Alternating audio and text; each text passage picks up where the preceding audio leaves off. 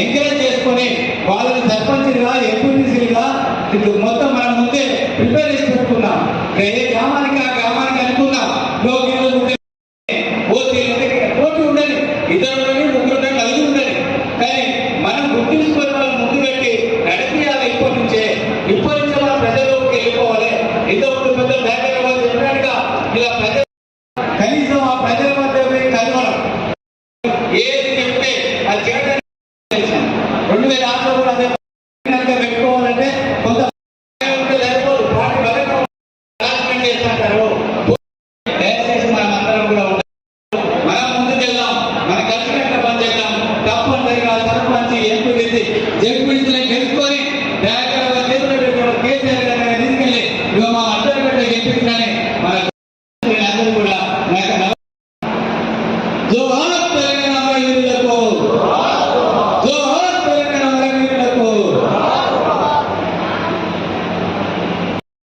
ఇబ్బంది ఉన్నది, ఇంకా క్యాడర్ వస్తే గెలిచే అవకాశం ఉన్న కాడ మన గ్రామాలలో చర్చ పెట్టి వాళ్ళు చేర్పించుకున్న లాభం అయితే కానీ మనం అంటే అన్ని 100% గెలవాలి.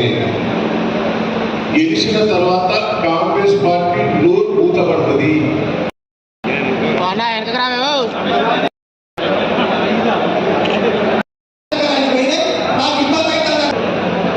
ఈ రోజు మిమ్మల్ని అందరినీ రిపేర్ చేసుకున్నాం. రేపు రాబోయే రోజు 3 నెలలు కూడా 3 ఎన్నికలు వస్తాయి. ఫస్ట్ ఎంపీటీసీ జెడ్పీటీసీ ఎన్నికలు, రెండవది సర్పంచ్ ఎన్నికలు, మూడవది మున్సిపాలిటీ ఎన్నికలు. 80% 3 నెలల లోపల ఎన్నికలు పెట్టాలి.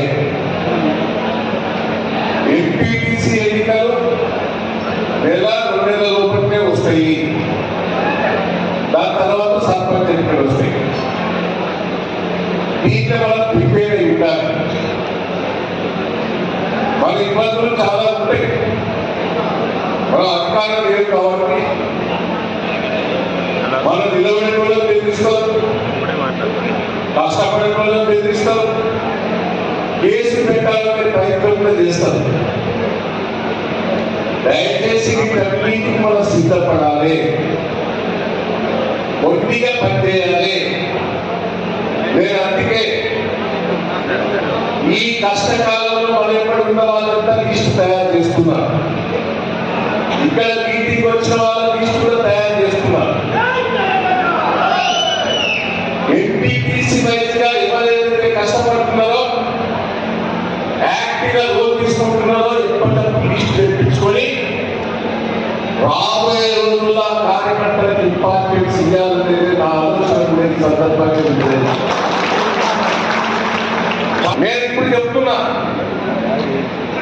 ఇప్పుడు ఎన్నికలు వచ్చినా 100 సీట్లు టీఆర్ఎస్ ఓటర్లు కేసీఆర్ గారు కూడా ఆ మీటింగ్ కూడా మీరు అందరూ కూడా కదిలించారు. ఏ ప్రోగ్రామ్ అయినా కూడా యాక్టివ్ గా పనిచేయాలి. చేద్దామా లేదా? చేద్దామా లేదా?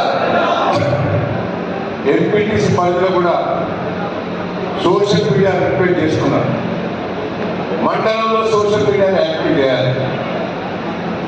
యాక్టివ్ గా పనిచేసే వాళ్ళని కూడా నేను గుర్తిస్తాను. వాళ్ళలో కంపెనీ వాళ్ళు నాకు ముందుకు వచ్చారు, మేము అడాప్ట్ చేసుకుంటాం సోషల్ మీడియా వాళ్ళని అన్నట్టున్నారు. ఈ లోకల్ బాడీ ఎన్నికలు అయిపోయిన తర్వాత ఎవరెవరు యాక్టివ్గా పనిచేస్తారో వాళ్ళని కూడా ఇన్వాల్వ్ చేసి కార్యక్రమం నడిపిద్దామనేది కూడా నాకు ఆలోచన ఉన్నదని కూడా ఈ సందర్భంగా నేను తెలియజేస్తాను. మండలం వైజ్గా మీటింగ్ పెడుతున్నాను. ఫస్ట్ వర్ధనపేట తర్వాత పదవతేదీ, తర్వాత 5. నేను నాయకులను రిక్వెస్ట్ చేస్తున్నా, ఎంపీటీసీ పరిధిలో ఎవరెవరు వచ్చింది లిస్ట్, ఆ ఎంపీటీసీ పరిధిలో మండలం నుంచి ఒకరు ఇన్ఛార్జ్ చేయాలి,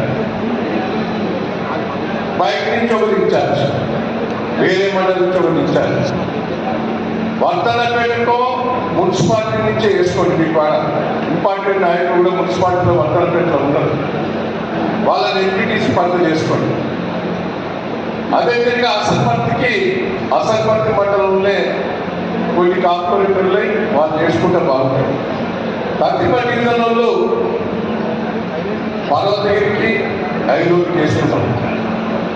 వెంకటాపురం కన్నపల్లి కూడా మనమే కలుపుకోవాలి.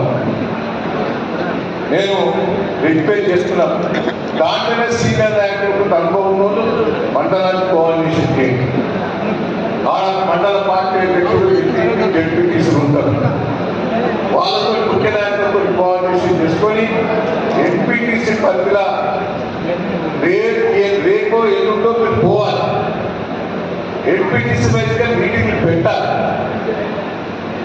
పెట్టి ఎవరెవరు మనకి ఇంపార్టెంట్ కులాల వైజ్గా మీరు తయారు చేయాలి.